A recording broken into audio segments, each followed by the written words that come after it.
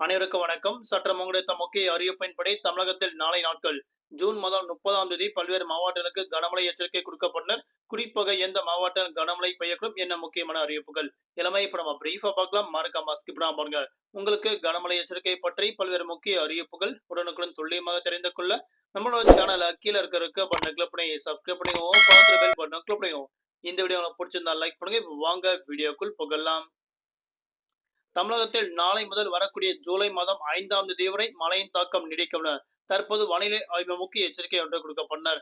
அதன்படி மேற்கு காற்று வேக மாறுபாடு காரணமாக தமிழ்நாடு, புதுவை, காரைக்கால் பகுதியில் நாளை நாட்கள் குறிப்பிட்ட மாவட்டம் மட்டும் கனமழையும், பல்வேறு மாவட்டங்களுக்கு மிதமான மழை பெய்யக்கும் தற்போது அறிவிக்கப்பட்டனர். குறிப்பாக தமிழகத்தில் தென்மேற்கு பருவமழை காரணமாக கேரளா, கர்நாடகா, குஜராத் உள்ளிட்ட பல்வேறு மாநிலங்களுக்கு இயல்பை விட கூடுதலாக கனமுதல் அதிக கனமழை பெய்யக்கூடுவதாக தற்போது அறிவிக்கப்பட்டனர். இதன் காரணமாக தமிழகத்தில் மழையின் தாக்கம் குறிப்பிட்ட மாவட்டங்கள் மட்டும் நீடிக்கும் என தற்போது அறிவிக்கப்பட்டனர். குறிப்பாக தமிழகத்தில் வடகிழக்கு பருவமழை காரணமாக அக்டோபர் மாதம் முதல் டிசம்பர் மாதம் வரை இயல்பை விட கூடுதலாக கனமுதல் அதிக கனமழை பெய்யக்கூடும் தற்போது அறிவிக்கப்பட்டனர். தலைநகர் சென்னை பொறுத்தவரை நாளை நாட்கள் வானம் பொதுவாக மேகமூட்டத்துடன் காணப்படும். நகரின் ஒரு சில பகுதிகள் லேசர் மிதமலையும் அவ்வப்போது இடிடக்கூடிய கனமழை பெய்யக்கூடும். அதிகபட்ச வெப்பநிலையாக 36 முதல் குறைந்தபட்ச வெப்பநிலையாக 26 டிகிரி செல்சியஸ் வரை இருக்கக்கூடும் அறிவிக்கப்பட்டனர்.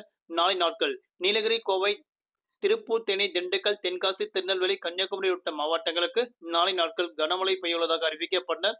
இம்மாவட்டங்கள் தவிர்த்து பல்வேறு மாவட்டங்களுக்கு நாளை நாட்கள் காலை 11 மணி முதல் மாலை 4 மணி வரை இயல்பை விட கூடுதலாக வெயிலின் தாக்கம் 2 முதல் 3 டிகிரி செல்சியஸ் அளவுக்கு பதிவாகும் என தற்போது அறிவிக்கப்பட்டனர். நாளை நாட்கள் மீனவர்களுக்கான எச்சரிக்கை.